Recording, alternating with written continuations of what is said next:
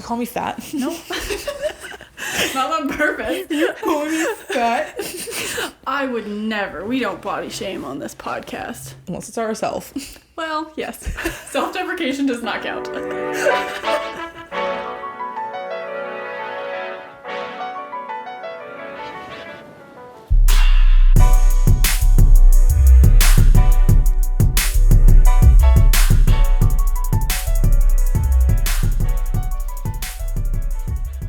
Hi. Hello. Welcome back. How are you? I'm great. I don't know why I waited for a response from the audience. Chime in. We're listening. I was like, how are you? How are you, though, Michaela? I'm great. That's good. I'm great. That's good. I guess for those who don't know, we're sometimes Ciabatta slaps. Yeah, I realized we just skipped the whole intro. We just kind of assume. That's okay. Yeah, we're sometimes Ciabatta slaps. We are your holistic wellness besties. You betcha. And yeah, we talk all things health, wellness, and whatnot. I'm Mac. I'm Jubes. And today our topic is on imposter syndrome. Yeah, because we've been feeling that a little. Yeah, and here's the imposter syndrome coming out again. It feels like we don't have a right to feel it. Yep. But we'll get into that. But I mean, yeah, that's like the whole basis of it too, right? Yeah, exactly. Yeah. Do you have any catch-up items to mention? Oh yeah, I'm super witchy this week. My like intuition or whatever has been just like running rampant. And so the other night I like had a dream that Alexa and I were going somewhere and we got there and then we were going to leave and my car wouldn't start and so she had to boost my car. Mm-hmm. But my motor just kept lighting on fire, so it was really stressful. I couldn't figure out the booster cables because they weren't real booster cables. But then, like, the next, like the day after, not the day of the night that I had the dream, but the day after, I had to boost Alexa's car. So and weird. I was just like, how? I literally dreamt that this happened. Yeah. It was so weird. And, like, I didn't actually have to, like, boost her car because like I know how to boost a car. I've never done it completely on my own before, so I was a little bit nervous, especially with my dream of just like engines lighting on fire, so that was just in the back of my brain. But I was like, I cleared off my battery and I was just like made sure all like the posts were clear, and then I went to her battery and I just was trying to make sure that her posts were clear, and there's a little cover on her like red positive one, and so I was trying to like move it, and as I was like jiggling it, all of her lights turned on, and so there must have just been like a connection that like wasn't connecting, and so then she started her car and it was totally fine. Which is kind of scary when you're like playing with a battery. Yeah, I was just like jiggle and it was like, yeah, I work now. Mm-hmm. And I was like, oh, that's not how that should work. Especially because she just got a new battery, right? Yeah. So yeah, fun. I was like, yeah, Mechanic Jubes back at it again. It's funny to like for you to talk about like your intuition and whatnot, because when we first met, I would tell you how I had like crazy vivid dreams, or you'd see me just like stop at work and have like a really active like deja vu moment, and you're like, what the heck is wrong with you? And I'm like, no, like all my dreams come true, like don't know when, but I take it as like, oh, I'm on the right like path, whether that means anything or it's me just again being crazy or whatever. But for you to now experience the same thing, so weird, is really fun. Well, and then I had a dream that we were getting like, I was just me and a bunch of people in like a rec center, and there was a polar bear loose in the rec center that was just like trying to kill people. So I'm just really hoping that doesn't come true. Because I've got like two different things where it's like something so outlandish and something that like can actually happen. Yeah. I wonder if yours are all more metaphor based then. Probably. I don't know, because it was weird, right? Because like in the dream, Alexa and her brother were helping me, and then in real life, I was helping her. So like it didn't totally follow it, but like the premise was the same. A polar bear in personified is just like an old man who has a primarily white or gray stuff, so it could be a serial killer running through, not an actual polar bear. Yikes. That's not any better. And polar bears symbolize leadership, so Watch out for that one. So an old man who's graying in the leadership position is just gonna kill a bunch of people in a rec center.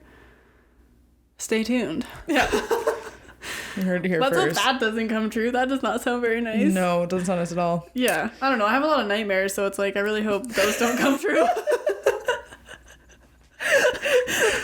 I want to do a dream episode, so we'll hold this we'll for definitely more of put those. that in the works. Yeah. All right, so we'll get into it. Imposter syndrome. Yes. What is it?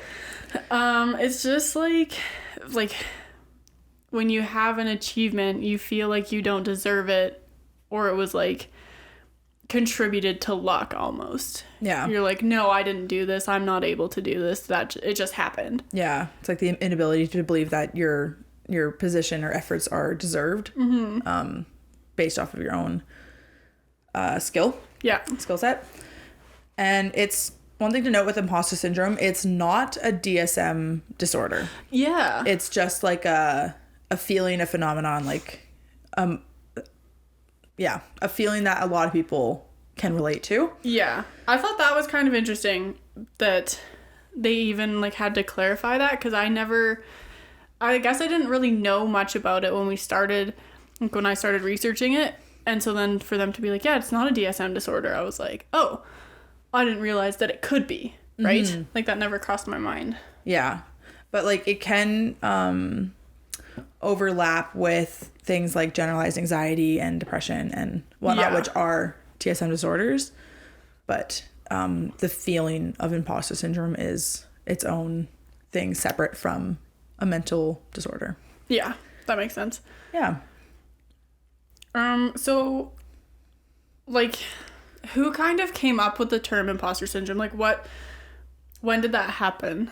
So, imposter syndrome was coined by psychologists Pauline Rose Clance and Suzanne Imes.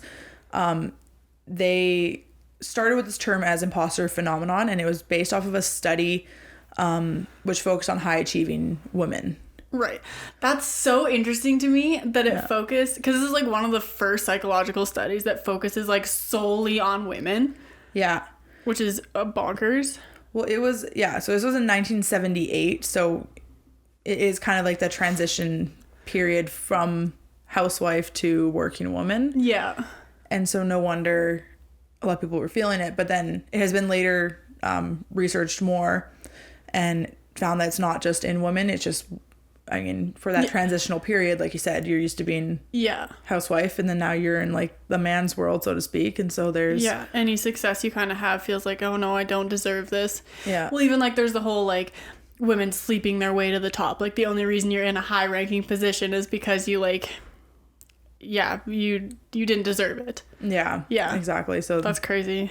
So it's putting that on. And it is, I mean, interesting that it was focused on women, but again, I can see it even, I mean, socioculturally and stuff, you can also see it too, right? Say you're an immigrant, right? Mm-hmm. And you're achieving more in a first world country, for example, than your ancestors have previously, right? Or achieving as far as like monetary achievements. Yeah. You might feel like, oh no, this isn't my place. Right? Yeah. You kind of go back and like, oh no, I don't deserve this. Or even if you are from North America, if you're like the first millionaire of your family, you're like, I don't deserve this. Like, what? Who am I? Like, kind of thing. But exactly. You worked hard and you here you are. These things. It paid off. And like, I even have like, we have like a list of questions, like prompts and stuff. So under like, does it present differently in male and female? Mm-hmm. I like make the note that minority groups experience it more than the majority because of that reason. Yeah. Right. And I found there's an interesting quote that I found from like a research paper, and it says that imposter feelings more strongly predicted mental health problems than did stress related to one's minority status. Okay. Interesting. So I thought that was really interesting that it can kind of play more of a role than like than you think. Yeah. Which it makes sense, right? Like, if you're a person of color in a really successful place, like, people aren't, like, going to believe that you deserve that, even though you're literally just a person. Of course you deserve it if you worked hard to get it, right? Like, yeah.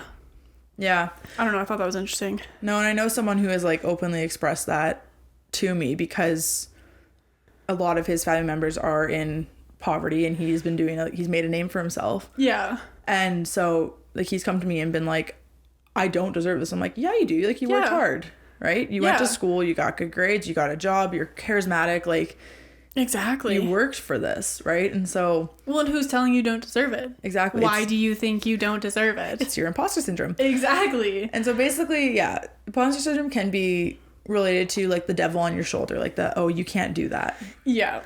And again, personal experience with this podcast in many ways. It feels dumb, but here it is right here. This is why we're talking about it. Yeah. Because I'm like, well, who am I to talk about this? I'm like, well, I'm a person who... You experience it. Yeah, you experience it. Who better to talk about it than someone who experiences it, right? Yeah. Like, yeah. And I think it's just like it's for a part of a side of like insecurity or like, oh no, you can't do that, or... Yeah, exactly. It's like just... I wanted to do something like this for so long. Yeah. Actively thinking about it since 2018, and now here we are at 2022. We're like, finally, I'm like, okay, yeah, 4 years. Well, now it's 2023, but 2022 when we started this. That's true, yeah. Right, where I was finally like, okay, yeah, let's do it. Let's do it, yeah. Right, even though I've been thinking about it since 2018. Well, yeah, and even like I struggle. I'm like, oh, like I don't really practice like a fully holistic wellness lifestyle. Like, how am I going to tell people how to live their life? Yeah. So I try to just be like, this is how I'm trying to live my life. This is what I find works for me. Yeah. This is advice that I need to listen to, but I know that it's good for you. But it's like, who's to say that I'm a voice for that? Yeah. It's actually, okay, it's really interesting that this topic and like the book episode that comes out next week, they were so interrelated. Mm-hmm. It was absolutely crazy. Mm-hmm. And like this week I've really been feeling imposter syndrome because I applied for this job that I keep trying to tell myself I'm qualified for. Yeah. I went to school for 4 years for this job. Yeah. I'm qualified for it, and I'm just like panicking the whole time. I'm like, what if they don't think I'm qualified for it? Like, what if they don't choose me? Like, I'm so scared about it. I'm like, no. Yeah. I did really well. Yeah. Like, you studied hard, you got your honors, you got your... I'm qualified for this job. Mm-hmm. But yeah, imposter syndrome's just been running rampant. I'm like, I don't deserve it. They're not going to choose me. Yeah. Like, why would they? Yeah. But I'm like, yeah. So like, when does it happen? When does it go away ever? When it happens, when you kind of like, you're either in a position or you're living a lifestyle that you just don't think you deserve for whatever reason. Yeah. Right? Or you start second guessing it, right? You apply it, you get this job, like you said. Yeah. And you're living this lifestyle, and then suddenly one day you're like, I don't need this. I don't deserve this. I'm still... Yeah. Who am I to be in this position doing this job? Yeah. Yeah. For me, it manifests in the way I'm like, I'm still 17. Yeah. Like, very much not. I'm just a baby. I can't do this. I don't know what I'm doing. I'm just a teenager.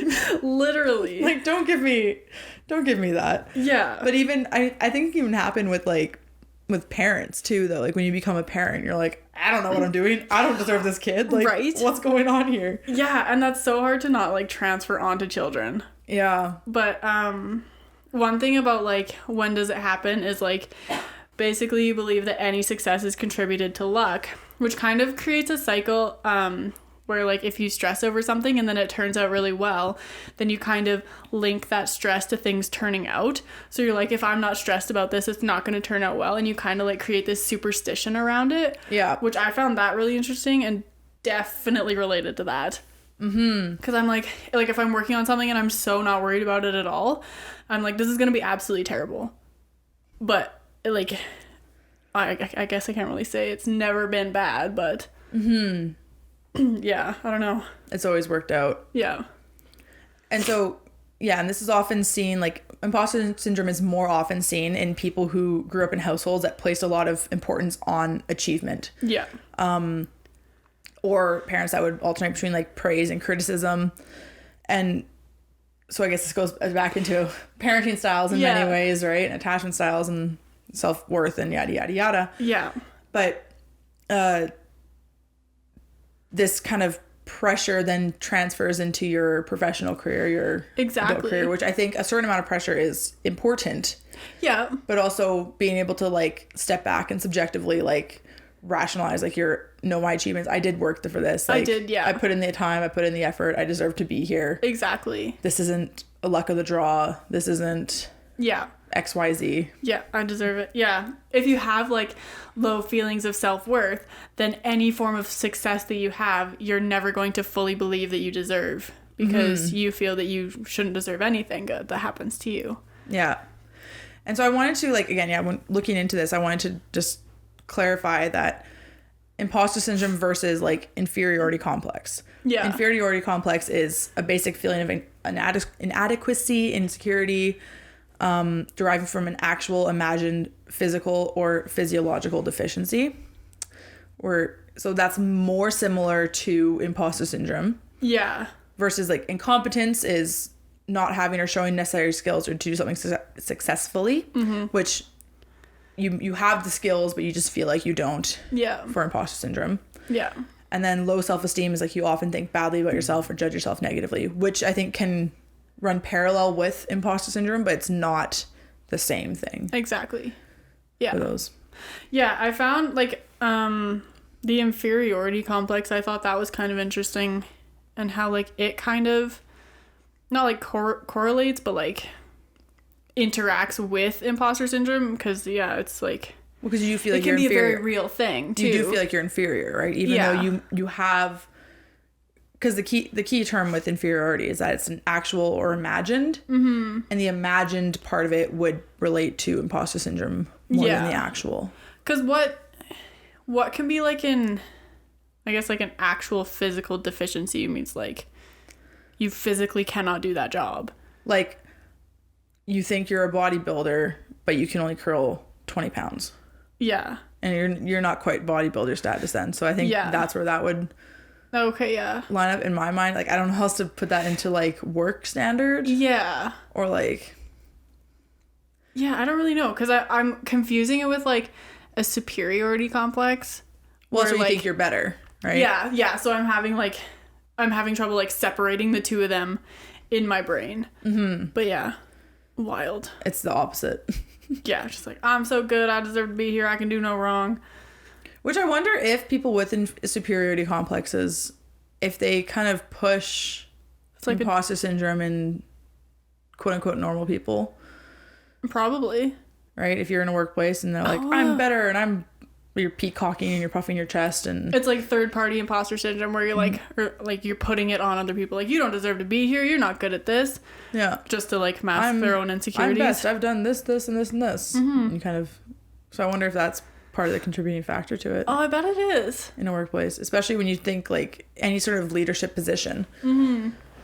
A lot of people who strive for leadership positions often are very confident people. And so someone who is maybe more on the introvert side. Yeah. Well, wasn't there somewhere that said like introverts or people low in extroversion are more likely to experience imposter syndrome? Yeah. I looked into to see like if personality types relate to it even more. Right. That's where it is. Yeah. And there was a source that that individuals who are high in neuroticism and low in extroversion are more likely to experience symptoms of imposter syndrome. And those two personality measurements are based off of like the big 5 personality, which we haven't talked about on the podcast yet. Yeah. I don't know if I've talked about this with you in person even. I don't even think so. So the big 5 personality factors are openness, conscientiousness, extroversion, agreeableness, and neuroticism. Okay. And so it's either like introverted, extroverted, open, closed, agreeable, non-agreeable, neurotic, easygoing. Right. And it kind of gives you those 5 points of references. Okay, yeah. That's different than like the Myers-Briggs or something that we've talked about before. Yeah. And so if you're high in neuroticism? Yeah, it's like one of those words where you said too many times and you're like, I actually don't even know if it's a real word anymore. Therapize. Therapize is a real word. I had to look it up after the episode. Okay, that's good. No, if you're a highly neurotic person, aka very perfectionist, right? But then also very introverted, and so you're in yourself, so you might be panicking to yourself at all times. Right. Versus someone who's like low on neuroticism and extroverted, and they're like, yeah, I deserve to be here. Oh, hey, how's it going? Like they just don't think much of it or they don't put as much weight on what they're doing as someone who's more in their head would. Right. Okay, yeah. So that's where that kind of concept comes from my understanding. That makes sense. Mm-hmm. So because the study was originally founded in females, pretty much, then it's like, does it actually present differently than in males or females? Well, what I could find on that is that men experience it as well. They're just less likely to talk about it. Mm-hmm. They're not going to openly say, oh, I don't belong here, because our entire society is telling men, you belong to be here because you're a man. Mm-hmm. Like, you're better than everyone because you're a man, especially if you're a white man. Mm-hmm. Like, so if they do feel like the imposter syndrome, they're not, they're almost not allowed to vocalize it. Mm-hmm. But yeah, I think it definitely does present a little bit differently. Mm-hmm. And I think that's, less about gender and more about personality, I would have to say. Okay. I think gender plays a role in it. Yeah. But the reason why, like, for who experiences, I should say. Yeah. For who experiences it, I think a lot of it comes with, like, upbringing and personality rather than necessarily gender specific. It definitely plays a part, but I do feel like in the terms of, like, professionalism and, like, what, like, first world countries view as success, men already have a leg up. Yeah. Oh, yeah. Yeah, fully. Yeah. Fully. Oh, another thing, on, like, the topic of, like, men and women, I deep dived a little bit into how it impacts relationships. Okay. And so that was really interesting because obviously you can feel imposter syndrome in relationships. Yeah. And, like, I'm not sure if that's exactly how you, like, meant this question, but there's, like, a whole, like, not, like, study, but I don't know. There's been a lot of research in, like, how it impacts, like, romantic relationships. Yeah. And so, yeah, we tend to think about it just in professional, but, like, some partners kind of struggle to feel like they belong in this relationship or, like, they deserve to be loved by this person. Okay. And so, they start to feel, like, really negative emotions about their relationship and the strength of their relationship, even though it's fine, which is really interesting. And so, like, it can make you feel like you're not good enough. Like, you have to be perfect or they're going to leave you, or, like, you're really insecure and worried about your place in the relationship, like, in terms of money or appearance or personality or job or whatever, which I thought that was kind of interesting. Yeah. And then obviously there's, like, fear of rejection, like, you're afraid they're just gonna, like, leave you, and that one can kind of, like, manifest in the way of, like, you just don't go out and seek new relationships because you're so afraid of people just saying, no, I don't want to be with you, or leaving you, or, like, bad experiences and stuff like that. Yeah. Or, like, you self-sabotage your relationship, so you're, like, absolutely nothing's gone wrong. Just all of a sudden you're like, ooh, I should leave you before you leave me. Interesting. Yeah. It was wild because I feel like, and then I did some introspection. Mm-hmm. And so I was like, because if my attachment style is secure, then I shouldn't be worried that Bryce is going to leave me. So then I was like, maybe it's imposter syndrome in my own relationship because I'm not, like, I feel not inferior, but, like, lower contribution financially. Yeah. And I just feel like, oh, like, I idolize him. I'm like, oh my gosh, you're amazing, blah, blah, blah, whatever. I don't deserve you. You're going to find someone better. Like, kind of things like that. So I was looking at, like, instead of being like, I'm afraid you're going to leave me, it's just like, oh, I'm not really, like, you could have so many people. Why me? Yeah. Right? Interesting. Yeah. So I guess that's probably where your anxiety then comes from, right? Because. Yeah. Well, because I found, like, a lot of, like, my worries about whatever were listed in this article about, like, imposter syndrome in relationships. And I was like, okay, there it is. Light bulb moment. I'm not insecure. I'm just an imposter. Yeah. Yeah, that makes sense. Yeah. So I thought that was kind of interesting. But yeah. And so, yeah, like, other ways that imposter syndrome can kind of, like, show up in your relationship is, like, you assume that your partner or family member always has bad intentions. You frequently ignore relationship problems. You kind of check out emotionally from the relationship. you start being really defensive around your partner. Like, you don't want them questioning you or anything about that. And then you have a hard time trusting your partner, and you don't act honestly or genuine with one's partner. And I don't really associate with those so much, but a lot of the other ones, it was really interesting. Yeah. I was like, huh. Where you just kind of like worry, like, well, why me? Am I adequate? Am I... Yeah. Like, what's so special about me? Yeah. But, like, that's the thing. They're like, remember that your partner chose you. Yeah. Like, you're allowed to have this relationship. Yeah. If they didn't want to be with you, they wouldn't be with you. Yeah. Which I was like, wow, love to see it. Which is, like, a lot of things, I mean, just, like, with life in general, right? Like... Yeah. If you want to bring kind of, like, a spiritual perspective into it, right?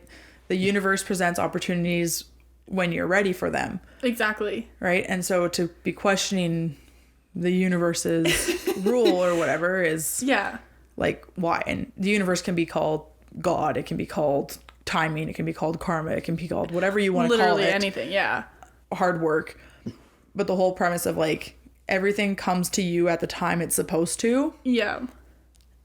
Is a way that I seek comfort when I'm, like, freaking out about, like, my what ifs and... Yeah, well, like, everything happens for a reason, too, right? Like, if you're not meant to have this, then you are not going to have this, you know? Yeah. Yeah. Which then it's like, oh, does the universe not think I'm good enough? Start spiraling about that. It's so easy to go down a rabbit hole in my brain. So would you say you feel it primarily in your relationship, or how do you experience it? If I get this job, I'm gonna feel it very professionally. Yeah. And I feel it less so now in my relationship, but there are certain periods where I'm like, oh, I'm unworthy. Oh. Yeah. But, like, it's less so, and it's not as, like, I'm not feeling it right now, so it's not as heavy as it feels or how it sounds, but yeah.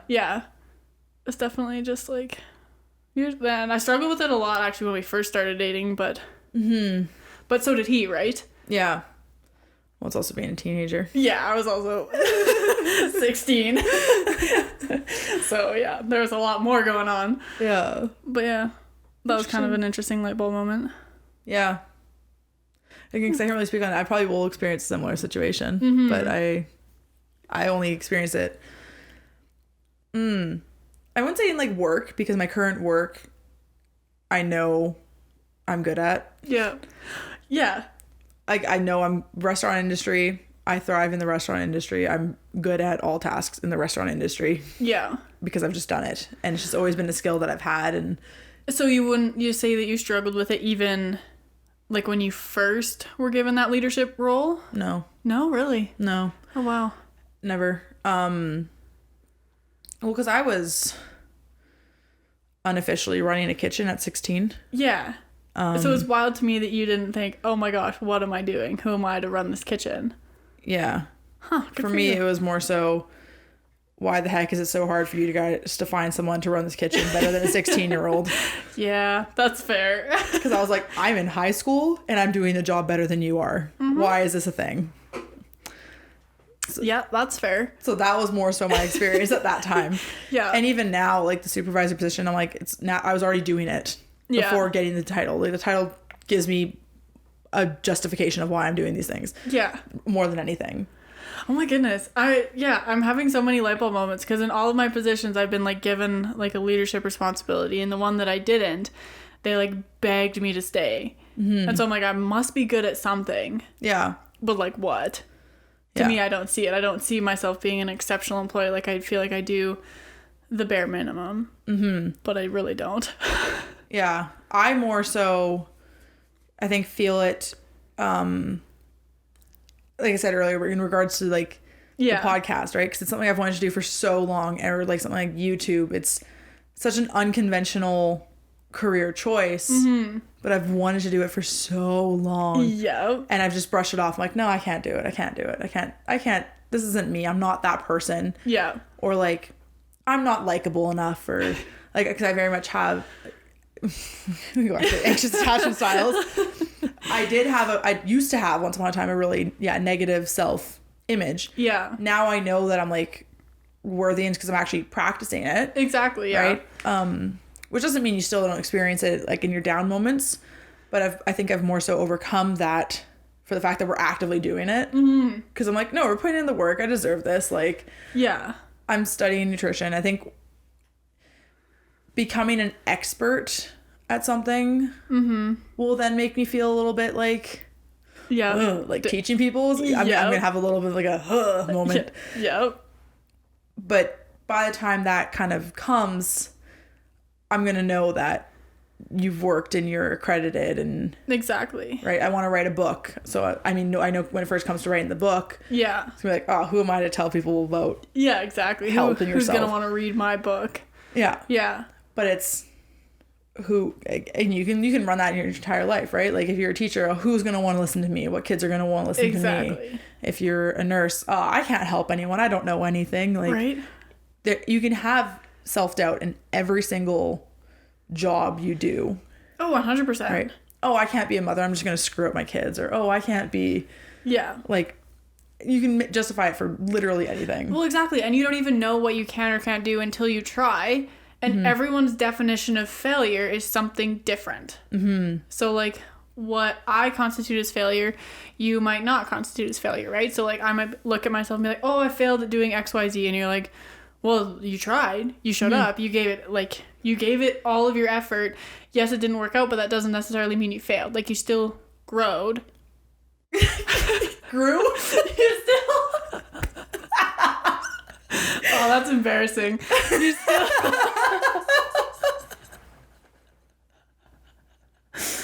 That's really embarrassing. I pride myself on being someone who uses the right words all the time.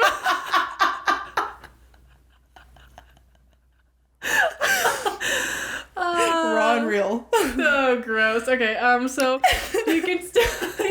you still grew and learned and like challenged yourself, so that's something to be proud of. Yeah. Well, and every quote unquote failure is just a lesson. Exactly. And the minute you can shift that, shift failure into an optimistic light, you're gonna feel so much peace. Oh my goodness, the opportunities are endless and just like so nice. It's really interesting. And so that kind of, I guess, leads us more into like, can imposter syndrome be a good thing? Because like as I was reading through it, it was no, very much not. So I needed to find a source that was like painted it in a different light. And I was able to find one. It was actually pretty decent. Well, and so the key thing with that is like it can be a good thing if you don't let it consume you. Yes. If you're able to take it as a sign of pushing your comfort zone and growing outside, like leveling up, so to speak. Exactly. Right? Yeah. And that's pretty much what they said. They were like, it's a sign that you're challenging yourself. It's a sign that you're growing. Like, because you can't grow in your comfort zone. And one thing it said, it was like, it keeps your ego in check. And I was like, ooh, I didn't love the way that was phrased. So I kind of looked more into it, and it was just like, you're not going to take things for granted, and you're going to continue to learn and sharpen your skills. You're never going to be like, well, this is the top, I can't get any better than this, like, haha, losers. You're going to be like, oh, like, there's always more for me to learn. There's always more ways that I can grow, which is just a very important outlook on life as it is. Because I think, when I reflect on that sentence, every sort of growing opportunity that I've had, you have this like slight moment of like panic, like I can't do this, what am I doing? Even something small, like for me, like moving to Finland, I was like, who am I? What do I know? I have to open up a bank account. Like, how do I open up a bank account in Finland? My goodness. It was just so like, I don't know what I'm doing. Like, I cried the night before I left. Oh, 100%. Even though this is something I've been like striving towards like my entire life. I was like, third year university, I'm doing exchange, I'm gonna go live in Europe for a year and like it's happening. And then when it was there, I was like, hold up. Whoa. Wait a second. Let me tell you something. No, I don't know what I'm doing. And that's not even like a leadership position. That's just me like pushing myself out of my boundary there. Exactly. Right? And like all change is scary. Like, human beings fear change. And so, yeah, to have a giant change like that, whether it's professional or personal or whatever, you're going to feel like, whoa, who am I? Yeah. And, like, one thing that this article also said that imposter syndrome signals that you're gaining experience. And a lot of, like, experts in imposter syndrome or researchers or whatever argue that imposter syndrome is a result of becoming more accomplished at what you do. Mm-hmm. Which I was like, when you put it that way, like, that sounds a lot better than being like, oh, I can't do this. Yeah. I'm too little. Yeah. Yeah. I was like, that's kind of cool. So it was kind of nice to, like, read through everything and be like, oh my gosh, like, this is really intense. And then being like, oh, wait, these are all the good things about it. This is a different way to shift your mindset. Yeah. Yeah. Which I kind of like that. And so some methods to overcome imposter syndrome could be, like, talking to your mentors, or even just, like, your friends. Yeah. Like, talking it through with people who, as long as you have a good community. Yes. Yeah. Right? They're able to, like, help you rationalize and help you see yourself from an outside perspective. Yeah. Like, get out of your head a little bit and just, like, work through, like, yeah, like, with this job, it's like, okay, well, I don't deserve to get it, which I haven't got it yet. So we're just going to cross our fingers really, really hard for that. It's like going through and being like, okay, well, why do you think you don't deserve it? XYZ. Okay, well, you went to school for that. You have training in that. Yeah. You've done this. And just kind of like sometimes hearing it from an outside perspective kind of helps you understand a little bit better. And then being able to, like, internally recognize your own expertise and remembering what you do well, right? And exactly. So that can manifest as, like, writing down things that you're good at and just almost shifting from, like, a gratitude practice perspective may help you find that, like, rationalization, like, no, this is okay. This is what's meant to be will be. This is meant to be. Yeah. Realizing that no one knows what they're doing. Exactly. And so I had a little rant the other day. I was like, you just had this. I did. I had this little rant. I had this little, like, quarter life crisis moment. And I sent this, like, long video to our group chats and stuff. Yeah. And I was like, and just talking about how I'm like, what is adulthood? What is anything? Like, you don't know. I'm going to backtrack here. Being in early 20 something, I think is truly the weirdest time of life. 100%. I stand by that statement. It is the weirdest time of life. Weirder than any other transitions. Yeah, because there's no rule book. Yeah. There's books for going through puberty. There's no books for, like, I'm 23, what the fuck am I doing with my life? Yeah, and even, like, I mean, when you go into parenting, and I think everyone may agree with this. Yeah. Maybe that's my ego. But I think in most your people, video, it was like, that 100%. Yeah, because everyone I've talked to, even as an adult, who are like 30s, 40s, everyone I've talked to has said, like, no, your 20s are like a roller coaster. Yeah. And I'm now 4 years into that, and only now I'm like, oh shit, here it is. This is what they meant. Yeah. This is what they meant, because by the time you hit 25, which I am 4 months away from hitting 25. Yay. Ugh. I don't know. I'm excited. You have these ideas and expectations and stuff, like, from when you're a kid. Yeah. You're like, oh, my mom was 24 when she had me. I should have a baby at 24. And then you hit 24 and you're like, absolutely not. There's no way. Yeah. But you have some friends who are married, some friends who are still in school, some friends who are like dropouts and just partying their life away, other people who are in serious relationships and kind of working with a partner towards a goal. Yeah.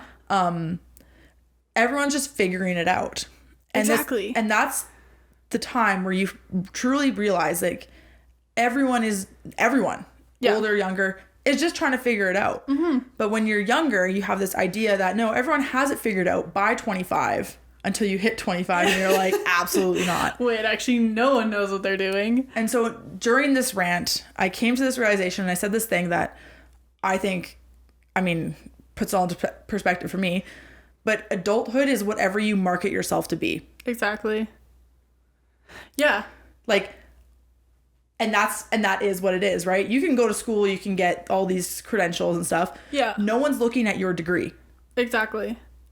It's like you walk into a room, you present this knowledge. It's whatever you market yourself to be. And you don't even need school for it sometimes, exactly, right? Yeah. And so that's where someone like I mean, imposter syndrome could come up in a workplace is if you don't have these credentials like that everyone else around you has. Exactly. But you're doing the job better than they are. Yeah.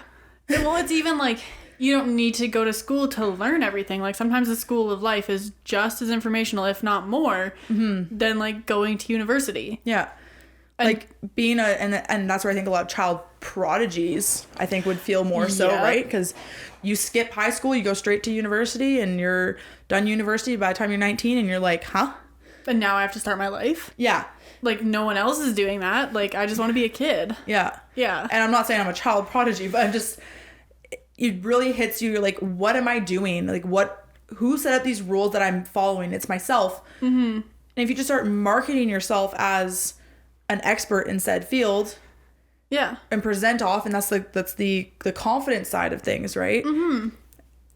Well, it's also like a form. I don't know. It's almost like a form of manifestation. Yeah, because if you're like, I know quite a bit about holistic wellness. I actually have spent a lot of time like researching nutrition and doing all this. I have a diploma. I have a psych degree. I'm very smart. I can like, I know a lot. And then you like put it out there, and everyone's like, yeah, you do know a lot. Man, you're really smart. Here's all of these opportunities. Yeah. And like, yeah, I'm in school because I'm like, oh, so I got my degree in psychology. I'm now studying holistic nutrition. Whenever I wrap that degree up on my own, or that diploma up on my own. Yeah. Then transferring that into what I would like to do, which is nutritional psychology, that's going to be an imposter syndrome. 100%. Because it's not, there's no clear-cut path to nutritional psychology because it's not a created field. Exactly. Well, you can almost like, what I keep thinking of with your rant was just like how it relates to like parenting and how parents are like, we had no idea what we were doing. Yeah. Like we took the knowledge that we had and we were sent home from the hospital with this thing that is now completely dependent on us. We have no idea how to help it, what to do. Yeah. Like we're just learning from what our parents did, what we want to do. Like there's no rule book. We're just flying by the seat of our pants. Yeah. And that's even like the other night, Bryce and I were putting like all of our IKEA boxes into the back of his truck, and we were like strapping them up, and then I was like, there's no way that this is adulthood. Right? Because I was just like, I'm standing here beside your big fancy truck, you're able to financially support me, we live in this really nice house now, and we're just strapping boxes into the back of your truck, and this is what being an adult is? Yeah. What? And this is where I reiterate, adulthood is whatever you market yourself to be. Yeah. And like, yes, you may need certain qualifications or skills or ways to present yourself in order to get to where you want to be. But when someone like asks you what you do, it's whatever you want to do. No one actually really cares about what you do. Well, exactly. Right? I get so insecure being like, oh yeah, like I work in a coffee shop right now, but I'm doing da-da-da. It's the but that I'm trying to stop myself now. So when someone asks me what I do, I'm like, oh, I'm currently working at a coffee shop. I'm studying nutrition and I have a podcast. Yeah. And I've started saying I have a podcast as something that I do. Yeah. Which feels beyond weird because it's so new in my life. Yeah. But like, it's what I do. It's what I want to continue to do. Yeah. And I can. Because I'm an adult. And I have no rules or regulations telling me what I can and can't do. Well, because yeah, you grow up with rules that your parents create, and then you just enter this world and you're like, there are no rules. There are laws. There are no rules. I can do whatever I want. Yeah. And like, so on your day off, if you want to live in your pajamas all day and then go grab a coffee, you can. Yeah. Because no one other than you is going to say, no, you shouldn't do that. Which like the act of it is not weird, but the whole concept that there really is nothing stopping you is weird. Absolutely bonkers. And so that's why I feel like a fake adult. This is why it comes back to, I feel like I'm just like an imposter adult. Yeah.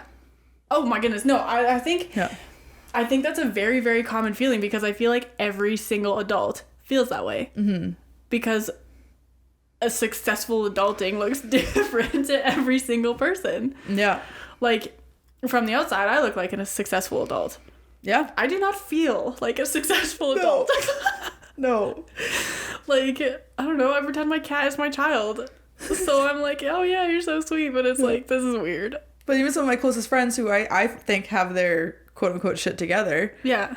They're like, No chance. I have no idea what I'm doing. Like, are you kidding me?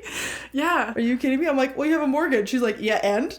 Yeah. I have a mortgage. I have debt. Like, that's fantastic. This isn't a good thing. Yeah.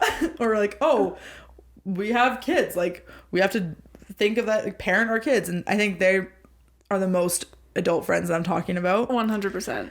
Well, they're living the most quote-unquote adult lifestyle. They got a house. They got the kids. They got the job. They got the system figured out. And I see that and I'm like, crazy Auntie Mac, who's be careful, might run away to Europe and never hear from me again. Like, who knows? But yeah, you're an adult. You're allowed to do that. Exactly. Adulthood is different for everyone. Yeah. And there's no actual rules or regulations that society culturally puts on you. Which is incredibly overwhelming. Yeah. But so amazing. Mm-hmm.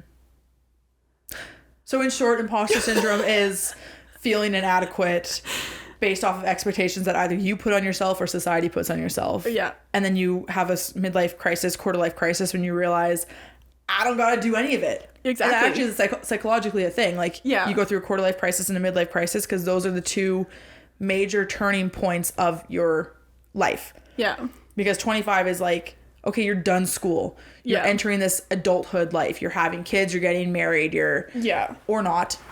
You're buying a house. You're paying your bills. You're just kind of like, you're truly experiencing independence. And then at 50 is when most people have the kids are cycled out and they're in school. And so now you're going into old age. If you're a female, you're going through menopause. Your body's shifting. You look different than you once did. And you're like, well, what the heck do I do next? Yeah.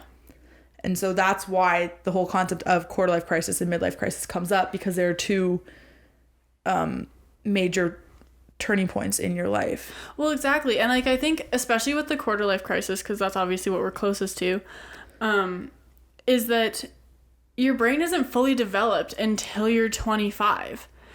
Like, how are you expected to navigate yourself in the world by yourself, like on your own, with an undeveloped brain? Like, that's insane. And so I think it's kind of like a disservice is considering 18-year-olds adults and fully capable to look after themselves. Which is why Bryce and I have started the Big City Initiation Program, is because, like, you're 18. You don't know what's going on. You've never lived on your own. Like, do you know how to cook? Do you know how to do your own laundry? Like, not every kid leaves the house knowing how to do these things. Yeah. And so then moving to a new city all by yourself is like, I am at a loss. Yeah. And it's so easy to fail, right? So it's like, you just kind of need a leg up to be like, here are the basics that you don't learn in school. Yeah. Go off. Good luck. If you need help, we'll help you. We're learning as well. Yeah. And it's going to be less scary than going to your parents. Yeah. Yeah. I think we kind of hit all the main points that we have here. I think we did too. I think we should. Feels like we word vomited and then had a mini crisis, but you know. What else is new? Welcome back to Sometimes Ciabatta Slaps. Oh my goodness.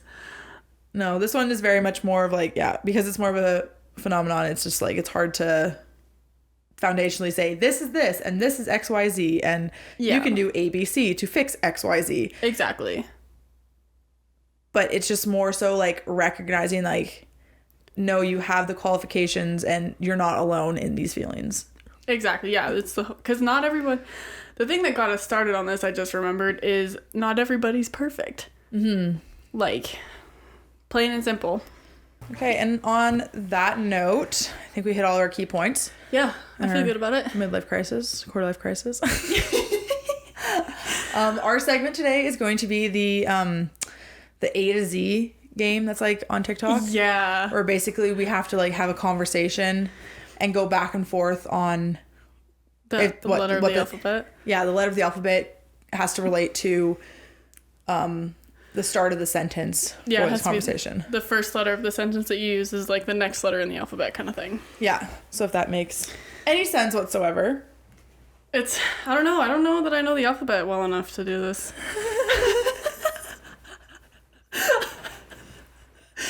Oh, goodness.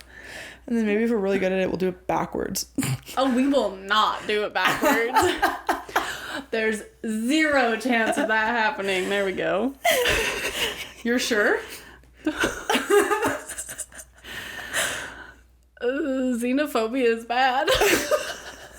What do you mean?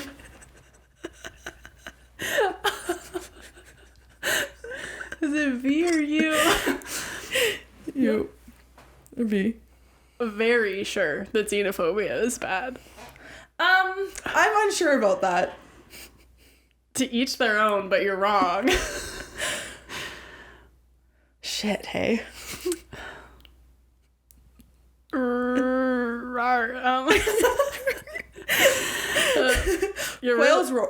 Quails roar too. Platypuses also roar. Octopuses as well. No way. Mm-hmm. Let's find a video to see a platypus roar. Okay.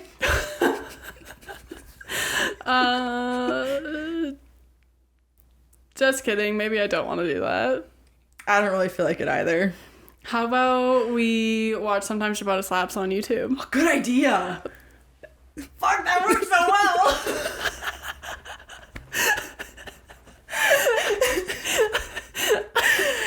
End the podcast now. We need to watch more. Done. See you later. Oh, see you later. Back in next week. Adios. Oh, yeah. I'm Mak Joy. I'm Mak Jubes. We are Sometimes Ciabatta Slaps on all social media things. Thank you for watching. And we will see you next week for our book club episode. Yes. Yes. Okay, bye. Bye.